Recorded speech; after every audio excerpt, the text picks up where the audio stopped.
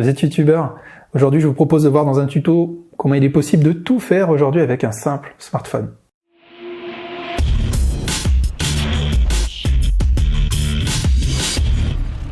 Content de vous retrouver pour cette nouvelle vidéo. Alors vous êtes youtubeur, effectivement aujourd'hui on peut vraiment tout faire avec ça et je vous propose de voir dans différentes étapes, donc restez bien jusqu'à la fin.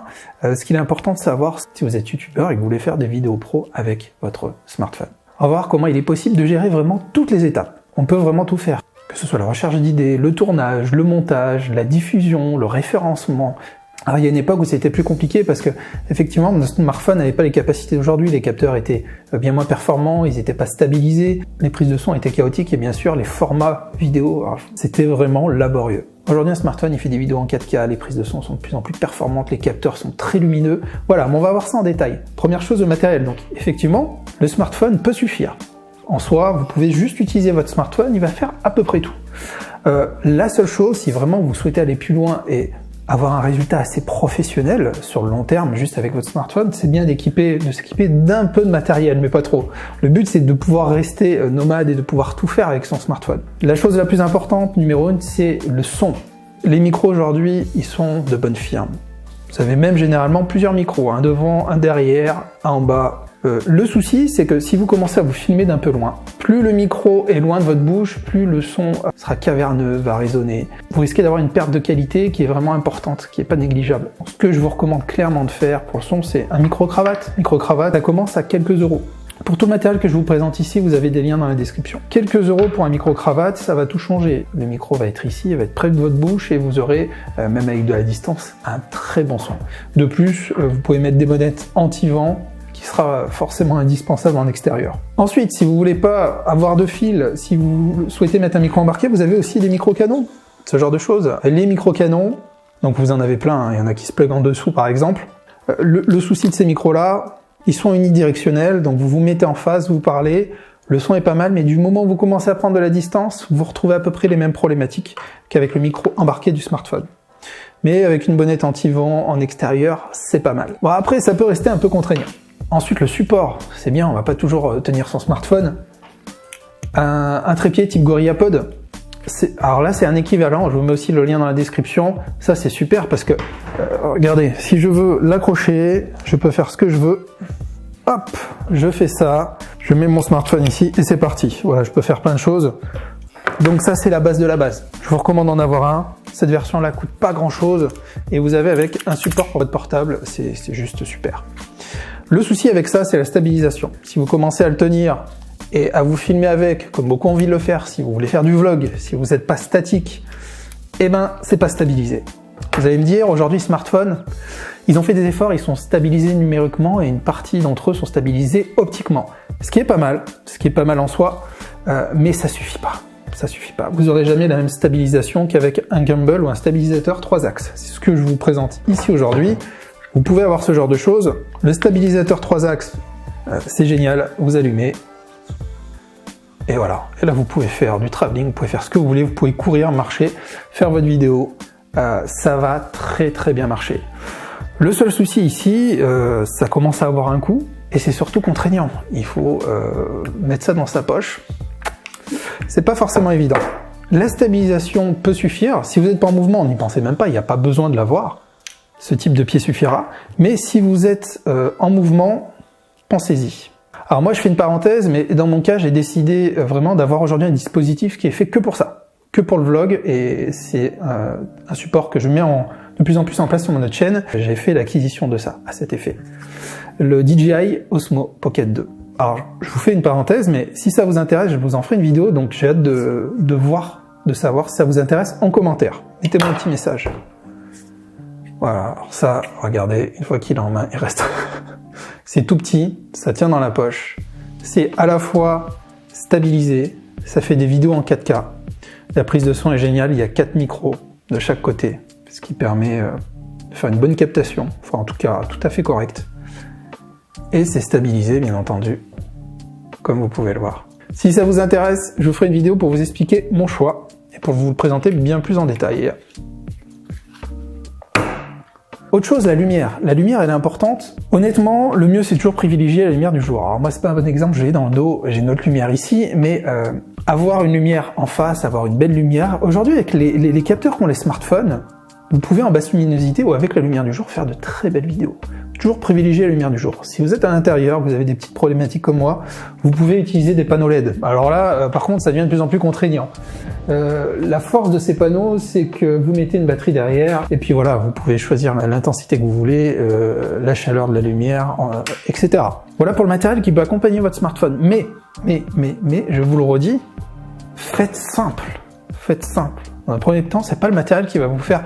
Je vois trop de personnes qui suivent ma formation et qui se trompent à ce niveau-là, qui veulent tout de suite tout faire et avoir le meilleur des matériels, avoir un très bon micro, avoir les meilleures lumières, le meilleur boîtier, etc., etc.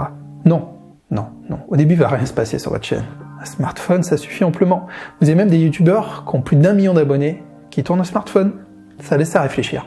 Deuxième partie, la production, ou le tournage, si vous préférez. Pour tourner vos vidéos, alors c'est simple, soit vous utilisez, c'est ce que font la plupart, l'application native de votre smartphone qui va vous permettre de faire des vidéos. Donc là, vous pouvez utiliser votre application native, soit vous utilisez une application dédiée, vraiment pour faire de la vidéo professionnelle, qui est pas plus compliquée, qui est pas vraiment compliquée à utiliser, mais qui va vraiment tout changer en termes de rendu, qui va vous permettre vraiment de la personnalisation. À titre d'exemple, je vous présente ici Open Camera. Open Camera, écoutez, c'est super, ça vous permet vraiment de tout régler. Et c'est là que ça devient intéressant parce que vous allez pouvoir tout régler, vous jouer sur l'ouverture, sur l'ISO, vous allez pouvoir mettre un quadrillage, ça c'est important quand on filme. Voilà, donc vous avez vraiment la main sur tous les réglages possibles avec votre téléphone sans que ce soit bridé par celui-ci. Donc c'est le logiciel Open Camera. Je vous recommande d'utiliser celui-ci, vous pouvez après mettre des... Alors c'est sur Android, mais vous allez trouver plein d'équivalents sur iPhone, il n'y a pas de souci. Mes conseils ensuite que je vais vous donner pour filmer, c'est d'utiliser du standard. Aujourd'hui, votre téléphone fait forcément du 1080p en format vidéo. 1080p, environ 30 images secondes, amplement suffisant. Cherchez pas à avoir le meilleur smartphone du monde. Vous pouvez après faire des vidéos en 4K ou autre, mais faites attention, c'est très gourmand, ça va prendre énormément de place sur votre téléphone, et il vaut mieux envisager du 1080p. Le 1080p, faites qu'un fichier vidéo. C'est ce que je vous recommande. Si vous utilisez votre smartphone pour filmer, il vaut mieux laisser tourner votre vidéo, faire des blancs et après voir au niveau du montage. Parce que si vous faites votre montage, et c'est comment on va le voir après sur votre téléphone, vous allez avoir beaucoup de mal à vous y retrouver entre tous vos fichiers. Une fois que votre vidéo est tournée, vous avez votre fichier, on va passer au montage. Le montage, vous pouvez aussi le faire aujourd'hui sur smartphones. Vous avez plein de logiciels. Certains sont gratuits avec Filigrane, d'autres sont payants. Bon, à vous de voir ce que vous voulez utiliser. Ce que je vous recommande, c'est de vous faire la main sur un logiciel, d'en télécharger plein, de les essayer, et quand il y en a qui vous plaît, de mettre quelques euros pour investir dedans, pour être sûr d'avoir un logiciel qui va répondre à vos attentes et que vous allez utiliser dans le temps, sans avoir de filigrane, avoir quelque chose de professionnel. InShot, c'est un bon programme. Vous avez un filigrane, vous avez des moyens de l'enlever, soit par de la publicité ou par l'offre payante, c'est un autre sujet. Mais bref, vous allez pouvoir tout faire. Vous choisissez des rushs vidéo, vous choisissez votre format et vous pouvez, aussi simplement que vous le souhaitez, monter votre vidéo, la découper, couper le début, la fin, monter différents rushs.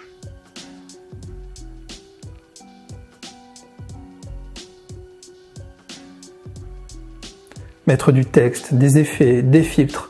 Vous voyez, on peut vraiment tout faire aujourd'hui avec ce type de logiciel. Et ça... on n'a plus besoin vraiment d'ordinateur pour faire tout ça. Bref, je fais mon montage, une fois qu'il est prêt, j'ai plus qu'à sauvegarder, et ma vidéo est sauvegardée. Je peux la partager directement avec l'application sur YouTube si je le souhaite. Dernière partie, l'envoi de la vidéo, suivi du performance et référencement. Donc une fois que votre vidéo est tournée, vous n'avez plus qu'à l'envoyer soit directement via l'application que je vous ai montrée, votre application de montage, soit directement en passant par YouTube. Une fois votre vidéo envoyée, vous mettez les tags, je vous ai appris comment faire une vidéo qui performe, comment mettre les bons tags, comment faire des bons titres qui performent. Ça, c'est des choses qui sont importantes. Je vous mets un lien ici si vous voulez savoir comment faire. Une fois que votre vidéo est envoyée, vous n'allez pas vous arrêter là. Beaucoup font cette erreur-là, ils envoient leur vidéo, ils sont déjà passés à autre chose. Vous devez suivre ces performances dans le temps. Aujourd'hui, on se dit oui, il faut un PC ou autre. Non, vous pouvez le faire sur votre smartphone. Vous allez tout simplement installer l'application Creator Studio.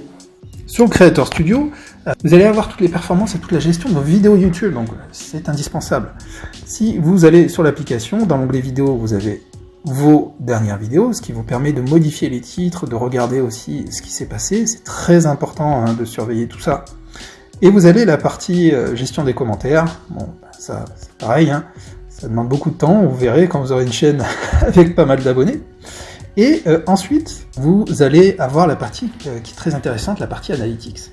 C'est là que vous allez analyser, comme je vous le montre tout le temps, vos Analytics. Qu'est-ce qui se passe par rapport à votre dernière vidéo? Quelles sont leurs performances? Vous avez des fois des vidéos qui fonctionnent, d'autres qui fonctionnent moins, donc il faut vraiment être à l'écoute de tout ça. Et analyser, et une fois que vous avez analysé, vous modifiez ce qui va pas, et vous allez pouvoir faire ça sur cette application. Donc voilà, la boucle est bouclée. Vous pouvez absolument tout faire avec votre smartphone, comme on vient de le voir. Pourquoi? Les raisons qui peuvent être intéressantes, c'est un gain de temps inévitable, c'est clairement un gain de temps.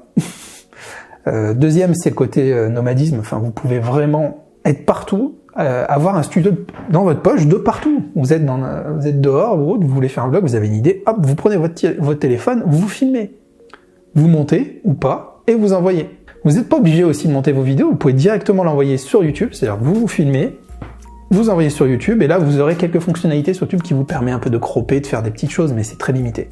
Je pense aujourd'hui qu'on va tendre de plus en plus vers ça, parce que c'est la démocratisation de cet outil-là, hein, du smartphone, qui fait que de plus en plus de personnes se mettent sur YouTube, parce que ça devient simple, facile, donc plus les smartphones vont avancer, plus on va avoir des fonctionnalités avec comme une stabilisation qui va être de plus en plus, qui va tendre à devenir parfaite, des résolutions de plus en plus conséquentes, des prises de son qui vont devenir juste géniales, je pense, et bientôt on n'aura plus besoin du tout de matériel. C'est déjà un peu le cas. Donc vous, est-ce que vous utilisez smartphone ou pas? Dites-moi en commentaire. Si vous avez aimé la vidéo, je compte sur vous, un petit pouce bleu. Pour ceux qui me connaissaient pas, je m'appelle Anthony Chambaud, je suis artiste peintre et youtubeur sur ma chaîne principale qui frôle les 100 000 abonnés. Voilà, ça fait partie de mon métier et je partage différents conseils. Et aujourd'hui, je fais un retour d'expérience sur ma chaîne secondaire qui est celle-ci, dans laquelle je vous explique mon matériel, mes façons de faire, et aussi tout ce qui peut vous aider à faire performer votre chaîne YouTube. Si ça vous intéresse, une formation totalement gratuite, une vidéo, je vous mets le lien ici, 21 techniques pour performer sur YouTube, ça dure à peu près une demi-heure. Dedans, je vous explique tous les trucs, vraiment, qui vont permettre de gagner beaucoup de temps sur votre chaîne YouTube. Parce qu'on sait quoi? C'est long, c'est frustrant YouTube au début, mais il y a moyen d'aller un peu plus vite que la musique. Voilà. Allez les amis, je vous dis merci d'avoir regardé cette vidéo jusqu'à la fin, je compte sur vous pour la partager à un maximum de personnes, et moi je vous dis à très bientôt pour une autre vidéo. Ciao ciao!